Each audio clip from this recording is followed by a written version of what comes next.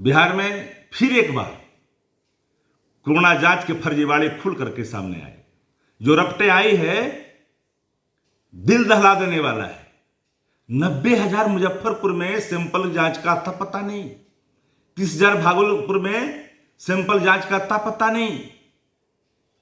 जिन लोगों ने जांच आए बगैर अपनी जानें गंवाई है, यह आपराधिक मामला है। नीतीश जी, एक क्रिमिनल नेग्लिजेंसी है आपकी। नेता प्रतिपक्ष तेजस्वी प्रसाद यादव जी लगातार आपको आगाह करते रहे, आपको मार्गदर्शन करते रहे, लेकिन आप ऐसे जीव हैं कि मानते नहीं। आज जमुई में आया था मामला जांच वाले एंटीजन घोटाले का, आपको कहा गया, आप कहां माने? कौन सी कार्रवाइयां हुई? आपने काल के गाल में बिहार के अवाम को मरने के लिए मजबूर कर दिया। इतने बड़े आपराधिक मामला होने के बावजूद भी आदरणीय तेजस्वी प्रसाद यादव जी अगर आपको रास्ता दिखाते हैं तो मिर्ची लगती है, मिर्ची। सच का सामना करने में आपका हृदय काम नहीं करता।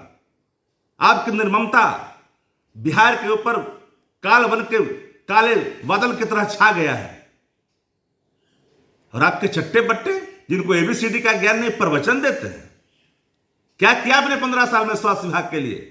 अब आंकड़े प्रस्तुत करते हैं, फर्जी आंकड़े। आपके सभी आंकड़े फर्जी हैं, इस बात के प्रमाण हैं। अगर पूरे जिले की अगर जांच हो गई तो मुजफ्फरपुर और भागलपुर की बात आई है खुल करके सामने। अगर पूरे बिहार की अगर जांच हो जाए जिले की तो संख्या 25 लाख से ऊपर जाएगा।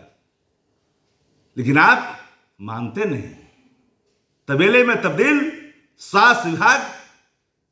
बिहार तो भगवान भरोसे चल रहा है। एड़ी लगा लगा कर कहते हैं कि लोग ठीक हो रहे हैं। अरे आपके कृपा से ठीक हुए हैं। जिन लोगों ने घर में क्वारंटाइन रह करके अपने जीवन सुरक्षित रख लिया, उसमें 5 पैसे का आपका खर्च है क्या? अस्पताल में जाकर के दम तोड़ने वाले लोगों के बारे में आपकी एक शब्द नहीं निकले। कितने लव प्रतिष्ठित लोगों ने आपके नकारापन के चलते जाने गंवा दी।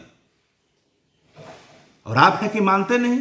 अरे विफलता स्वीकार करिए, नेग्लिजेंसी स्वीकार, आपका क्रिमिनल नेग्लिजेंसी, इसको स्वीकार करिए।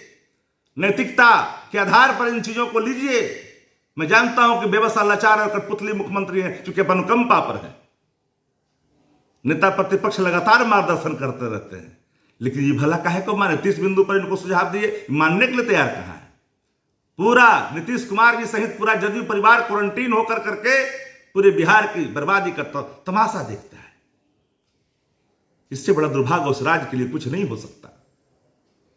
1/4 मोबाइल नंबर फर्जी आए हैं। अरे भाई, इससे बड़ा ज्यादा फर्जीवाड़ा कौन कर सकता है? आप ही के लोग कर सकते हैं, आप कर सकते हैं, दूसरा कोई नहीं कर सकता। इससे बड़ा बिहार के लिए और कोई अभिशाप सरकारें नहीं हो सकती। आपके हाथ बिहार महफूज नहीं है। आपने विश्वास खो चुका, आप विश्वास खो दिए हैं। लेकिन कुर्सी की लालच में, सत्ता के सुख में, एक करने मार्ग में क्वारंटीन होकर करके चैन की बंसी बजाते हैं बिहार की जनता, चाहे काल के गाल में चली जाए। यही सरकार है। बिहार में कोरोना जांच के नाम पर किस तरह से फर्जीवाड़ा हो रहा है, उसकी एक और बानगी सामने आई। पिछले बजट सत्र में भी मैंने इन चीज़ों को उठाया था, तो सरकार का घिसा पिटा जवाब आया कि ये क्लर्कियल मिस्टेक है, गलती से लोगों के गलत टेलीफोन नंबर डाल दिए गए। अब दोबारा ऐसा क्यों हो गया? भागलपुर, मुजफ्फरपुर, इवन राजधानी पटना में बड़े पैमाने पर ऐसे लोगों के नाम कोरोना जांच की लिस्ट में शामिल है जिन्होंने या तो अपना सैंपल नहीं दिया है, या फिर पहले उनको एंटीजन टेस्ट कराया गया, फिर उनके नाम पर पॉजिटिव का मैसेज आ गया, आरटीपीसीआर में कुछ और आया, टेलीफोन नंबर, नाम, पता सारे गलत डाटा क्यों भर गए। अगर राजधानी पटना में अगर 250-300 लोगों के टेलीफोन नंबर 000 करके भर दिया है, तो ये बताने को पर्याप्त है कि कोरोना जांच के नाम पर कौन सा खेल सरकार खेल रही है। क्या यह लोगों के जान माल के साथ धोखाधड़ी नहीं है? ये फर्जीवाड़ा अपने आप में तो मामला है ही, लेकिन भागलपुर में हजारों लोगों के फर्जी बिना जांच की रिपोर्ट भेज दिया। मुजफ्फरपुर में वही खबर आई है, पटना में वही है, राज्य के अन्य जिलों से वही खबर है। ये पर्याप्त संकेत दे रहे हैं कि सरकार के ऊपरी तंत्र जो है वो लोगों को एक तरह से भ्रम जाल में रखने के लिए और वो एक इम्प्रेशन देने के लिए हमने इतने लोगों का जांच करा लिया, बिना जांच कराए, बिना नाम, बिना टेलीफोन, बिना मोबाइल नंबर के आप कुछ भी भर देते हैं और आंकड़ा बता देते हैं रोज़ कि हमने आज 1.25 लाख लोगों को जांच किया। कई बार मुख्यमंत्री को मैंने सुना है कि आज 1.5 लाख लोगों की जांच हुई है। अगर लाख 1.5 लाख ऐसे फर्जीवाड़ा जिसे आप जांच कहते हैं, यह कहीं न कहीं लोगों के जान माल के साथ खिलवाड़ करने का है।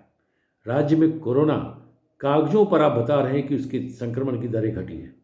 सच्चाई ये है कि जो फर्जीवाड़ा सामने आया है वह बताता है कि जांच हुई ही नहीं, कहीं न कहीं जांच में घालमेल है। आखिर लोगों के टेलीफोन नंबर 000 कैसे आ सकते हैं?